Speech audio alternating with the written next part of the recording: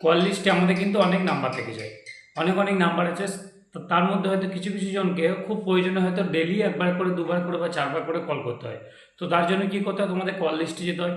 Call লিস্টে যাওয়ার পর সেখানে নাম্বার সার্চ করতে হয় বা নাম সার্চ করতে হয়, বা ডায়াল প্যাডে এসে নাম্বার সার্চ করো বা নাম্বার লিখো, তারপরে কিন্তু তাকে কলে পাও।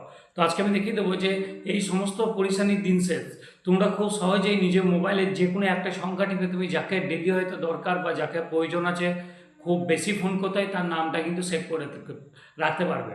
তো সেটা কিভাবে করা যায় সেটা আমি চলো দেখিয়ে দিচ্ছি তোমাদের কাছে।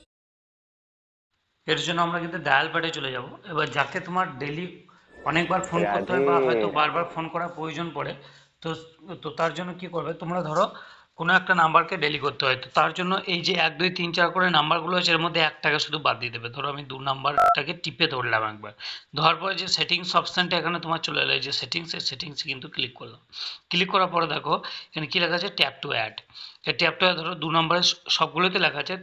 হয়তো আমার কোনো একটা নাম্বার ডেলি ফোন করতে হয়, তো সেটা কি করবো, আমি কিন্তু ট্যাপ টু অ্যাডে কিন্তু ক্লিক করলাম। তোমার এখানে কিন্তু একদম পুরো নাম্বার বক্স খুলে যাবে। তখন কি করবে, ডান দিকে সেটিংস অপশানে সেটিংসে যাবে এবং যার নাম্বারটাকে তুমি, যাকে ডেলি দরকার, খুব বারবার ফোন করতে হয়, তার নাম্বারটা তুমি সার্চ করে নেবে। দেখো আমি সার্চ করে নিয়েছি, এটা কিন্তু আমি ক্লিক করলাম।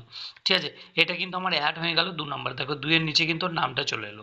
এভাবে প্রত্যেকটাতে তোমরা কিন্তু এই 8 জনকে টোটালি অ্যাড করতে পারো। আর আমি যখন ডায়াল প্যাডে চলে এলাম এবং ডায়াল প্যাডে এসে দেখো 2 নাম্বারটা ক্লিক করে ধরবো,